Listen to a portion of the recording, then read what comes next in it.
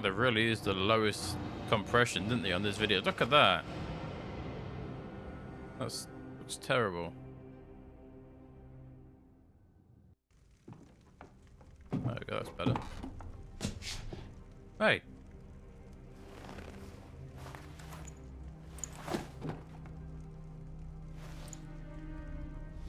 Look who it is.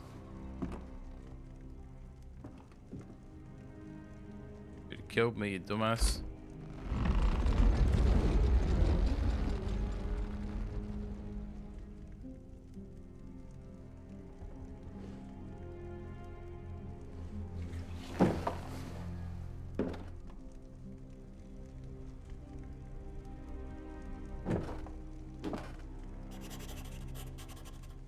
What happens? I just remembered falling down endlessly. Let's have a look. Badia and I fell into a different time. There you go. So 𝘱𝘦𝘴𝘮𝘦𝘴 was the asshole who was attacking us at the end of the first game. And so this is basically where we are now. This is where the second game should have started, because the start of this game is really random. It's not obvious that you are the same person you are now. That originally you was in prison. And Badia just saved your ass for some nefarious schemes. And then everything that took place in the first game was just before the second game, and now we are in the future. I think it was about 12 years, I think it was. So yeah. For some reason we didn't die, which is kind of helpful, I guess. Let's see what this says. Yeah, 1408, so what? Oh. 10 years. Is that right? Ah, me not must, bro.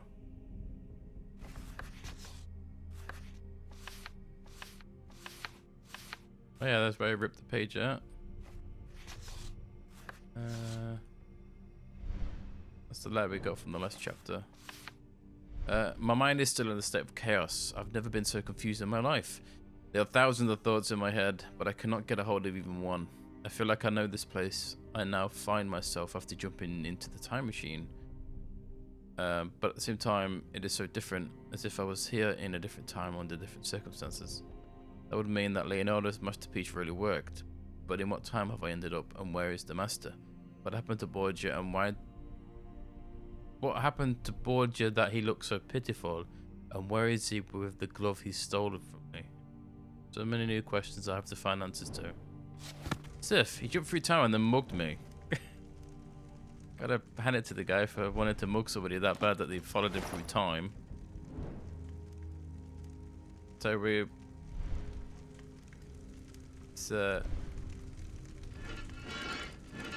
this part of the game is quite cool. Got quite very interesting puzzle in this one. Yeah. I enjoyed working out the logic behind it. Do that.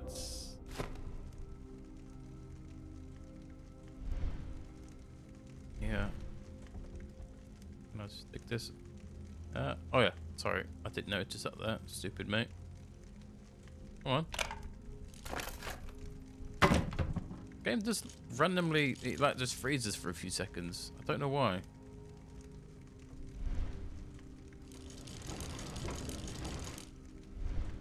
So I don't enjoy this type of puzzle. It's fine. It's one of those ones where it just takes too long to do, and it's not rewarding to do it. You know, it's just like, eh. You know, I did it, I guess. Thanks. But yeah, you have to move these up using these levers. One obviously moves anti-clockwise, one moves clockwise. And obviously these little knobs or nipples knock these little phallic shaped objects up. But in doing that, it can also move them down.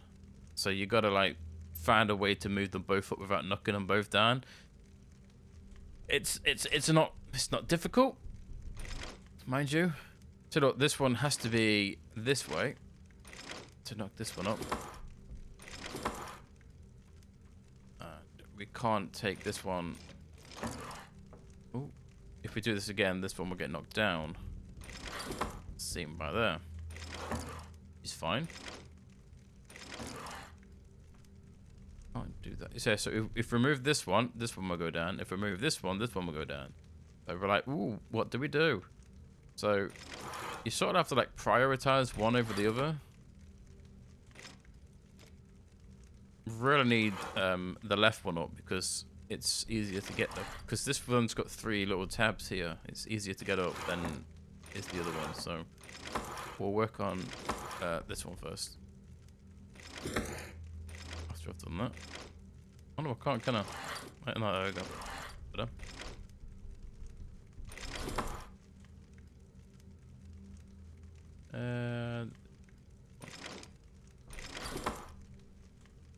Let me just leave that there for a sec. Right. But that one's fully up. As you can see, it's... don't think it can go any higher. No. Now, the question is, every time we're going to move this one up now, this one will end up dropping down. Put that there. If we do... we're safe on the bottom.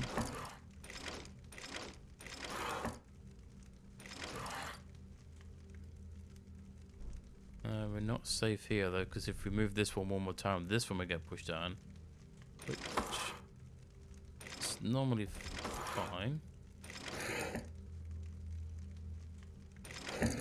But let's put that there. We do that. So we got at least another one there, so we need to go this way. That way. One. And then we need to go one more, but if we go at one more, this one will get pushed down. Say we want to go... we need to compensate. So if this goes down... bring it up 1. That one, then it's that one, then that one. There. You do it. There we go. Not hard. Just I don't find it very rewarding to do that puzzle. I don't know why. It's always like, no, yeah, I did it, I guess. So spooky, weird, cross-shaped lock with a spooky cross-shaped key that we can move. This is very this key, it reminds me so much of the room, because the room has a lot of these type of keys where you have to move the stupid fucking pieces around. But with the room, when you do this, it would tell you that the key doesn't fit, and then it would give you an outline of the lock so you can line it up. But this one doesn't. This one's like, yeah, screw you, figure it out yourself. You're so bloody smart. Anyway, it's 2 at the top, 2 at the bottom, and then 2 long ones in the middle. So we need like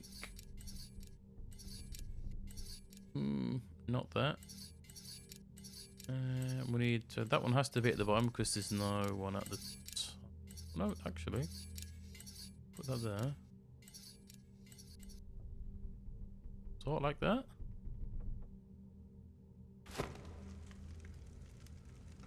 Nice. Took the key with us, meaning we're gonna have to use it again. Bloody hell. Free key. Remove these. That way. And that way. But we can... do this come off? There we go. I was trying to lift it up, not realizing that you can't lift it up there because there's wood in the way. Stupid. So we've got a handle. We've also got some kind of weird thing here we can't use. Oh, can we use that? No. Can we use... no, I'm pretty sure you don't use it in that. No. So nothing on there for now. Need to go back to this puzzle. There's something in this drawer, as you can see. We put the handle we just got in here.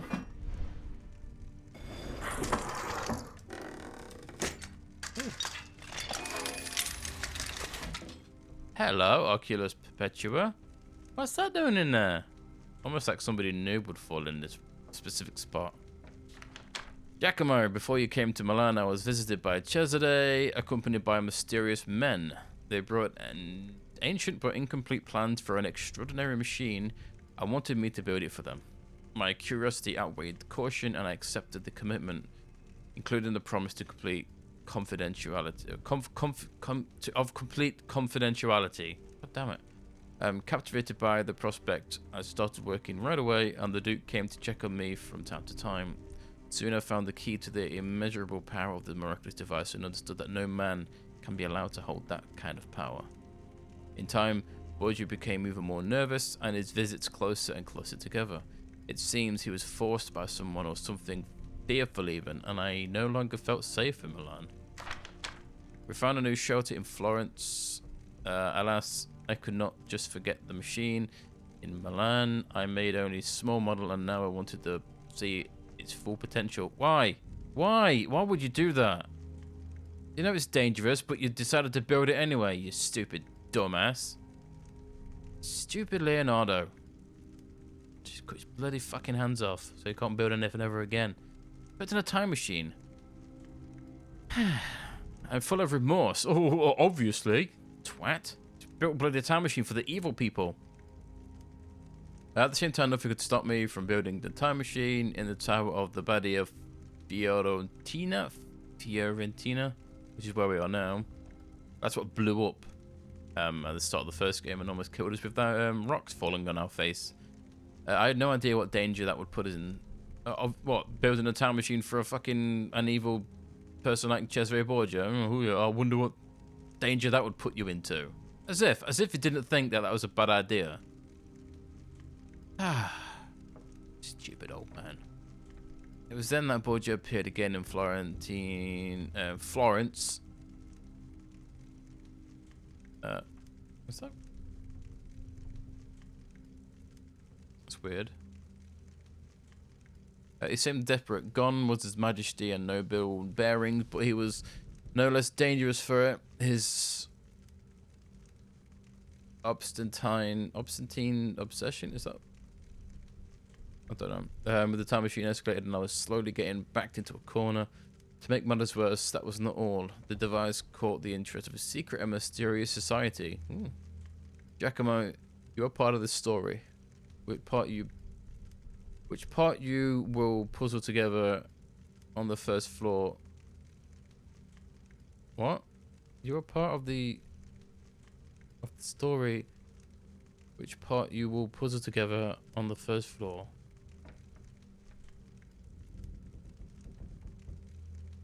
Okay. I give you back the Oculus Perpetua, improves with a new function, but you will surely find out what that is on your own. Oh, thanks.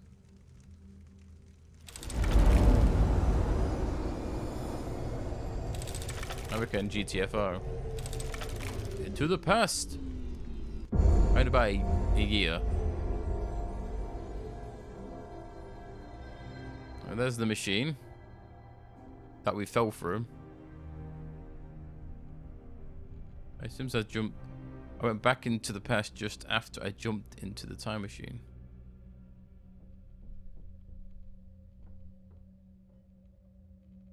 So creepy. This is the fuel reservoirs, wasn't it? Kinda, yeah, because that's number one. The boiler was here. The stairs leading up was there, and there was that door puzzle here, which doesn't seem to be there anymore. Yeah, because the weird boiler puzzle, and then these were the fuel tanks. And they're not there anymore. So how do we get out of here? It's these shelves, weirdly enough. These shelves look suspicious. Oh. Ooh. That's weird. This way.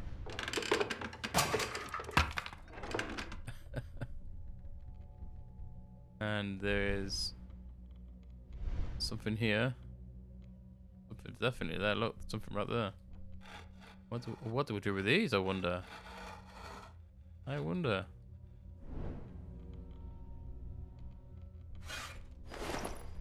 We need this metal loop. I think the metal loop goes into here. Slide them down.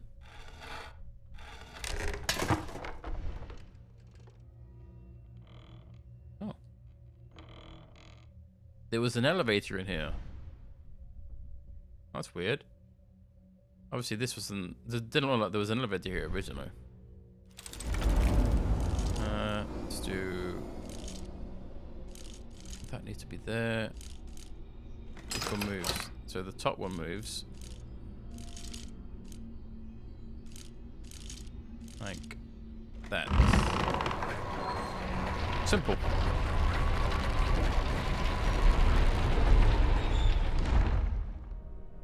Oh.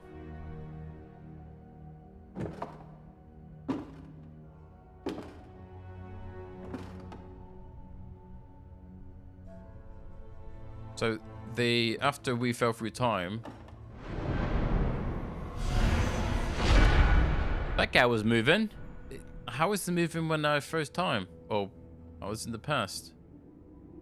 So after we were fell through time, they decided to steal the time machine. Shitheads. And the guy in the red was the dudes who were watching us at the end of number 1. The mysterious figures got to the gate in the end, but how was it possible that one of them noticed me in the past? Again, it doesn't really make sense. Even in the third game, it doesn't make sense how that happened. It really doesn't. And it's never really explained. This is a nice place, isn't it? Moon coming through the windows, or the gaps in the walls. Is this the? I'm thinking of another area, aren't I? Yeah, with the cupboards. Yeah. Let's open these first, because this is what we need the key for, as you can see. So it's like a guy holding his arms up in the air and feet at the bottom. So the feet at the bottom is fine. It's kind of a straight line.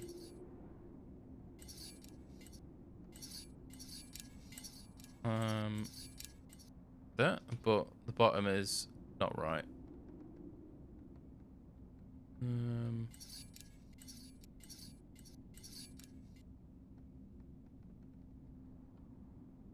See that? Yeah.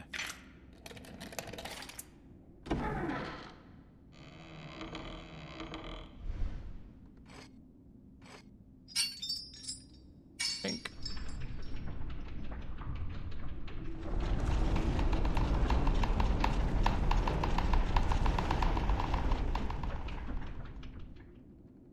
So, I think these were the stairs that we went down, and and they collapsed, and we fell to the bottom. I think this is the room where the astro sort of globe thing was. It came in from the window. I think, because it's not the time machine room.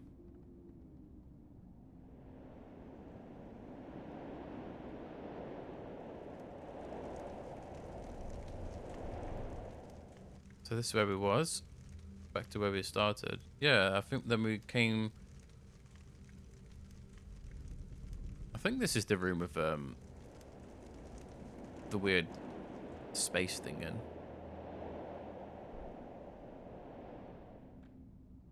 Could be wrong. Let's open this last door.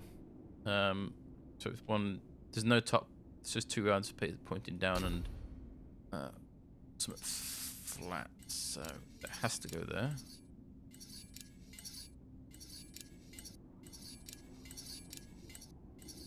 Okay, that can't be there. Go there. No.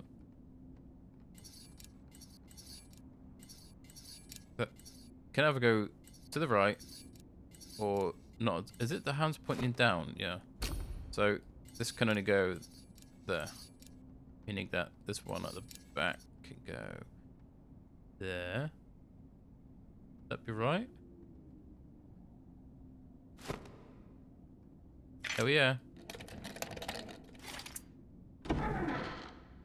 Yes. But we can't do anything here because we need something. Yeah, we get that later. The new letter from 𝘨𝘮𝘮𝘮𝘮𝘮 on the mystery. His behavior in Milan and later in Florence is starting to make sense to me, and I understand how we ended up in this situation. Now I know that Badia had the plans for the time machine's construction in his possession. He needed Leonardo to fulfill the impossible task of filling the gaps and constructing the device. Badia, loyal to his notion that the end justifies the mean, decided to use me. He wanted to have his man inside to give him reports on Leonardo's progress for the machine. Frankly, he doesn't know about the Oculus, because he's stupid. I'm not sure why, but events slipped out of the Duke's grasp and he forfeited both his status and power. That only fueled his ambition to get his hand in the time machine. It seemed to have something to do with the mysterious figures I saw in Florence before my jump through the time machine. So you realise, again, they really tried to like shoehorn the story, or kind of ham-fist, ram it down your throat, the story in number 3, and it feels so empty. It's like the first game has hardly any story. You know, it's like a mystery, and then the second game it starts to try and elaborate more on the story. Then the third game just shoves it down your throat, and it just feels so stupid. It just feels so random. It doesn't seem to make sense to me. Like when I play the third game, you'll see what I mean. It just feels so convoluted. Like they wanted to finish the story and they just decided let's just throw in this here, you know, just so it finishes it completely. Plus number 3 feels very rushed. The story doesn't really make any sense at all at the end. Like what? It's one of those endings where you think, really? All that and then this, and you just think, oh fucking hell. It's a waste of bloody time. But yeah, you find out what happened to his status and power later on, and yeah. Again, it's not really said in this game what happened to him, so yeah. Just a few moments ago, I saw them again in the past. I learned that they took the gate right after I was jumped through time, even in its broken state, and carried it from the tower. I was scared to death by the red-hooded figure as it became aware of my presence, even though I thought no one could see me in the past. Again, never explained why that's even possible. Like, who knows? Who knows? It's just... it feels very random. We need one of these in the middle. We can put Mr. Da Vinci. There you go. Now this is an elaborate machine. It's almost too elaborate. And it really doesn't serve a point or a purpose, and aside from telling me some stuff. So 1495. It's more reading. So much reading. Okay, I can't read that there, so I really did find the first piece of the puzzle. There is the story on the first floor, embedded in a large mechanical table. The year's display changed from 1506 to 1495. And it reads, in Florence, I'd found myself between a rock and a hard place. Should I give the machine to Badia or the secret society? I chose neither, but I needed a plan. There was only one way to get out of this mess, to go through the time machine into the past and prevent it from ever being built. The drawback of this device was its instability, as it could only be used twice in succession. That was a good thing. I could go through the gate and leave it inoperable for whoever would lay their hands on it. And that is how I first overcame the barrier of time and returned 11 years into the past to the years 1495. So, Leonardo's already jumped through the time machine. You know, he went back in time first. He must have gone back... When would he have gone back? 1495. When was